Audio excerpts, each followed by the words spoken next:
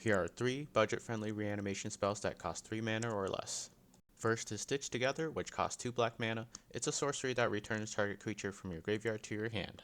However, if you meet the threshold requirement of having 7 or more cards in your graveyard, you can return that creature to the battlefield instead. Since many reanimator decks are constantly putting things into the graveyard, hitting that threshold requirement shouldn't be too difficult. While older versions of this card are still at least $1.50 or more, the recent reprint from Final Fantasy Commander only costs around 45 cents. Next is Victimize, which costs 2 generic plus 1 black mana. It's a sorcery that can return 2 target creatures from your graveyard to the battlefield tapped if you sacrifice a creature you control. Being able to reanimate 2 scary creatures at the cost of sacrificing a less impactful creature and paying 3 mana, that's some crazy value. And speaking of value, you can pick up several versions of this card for around 39 cents.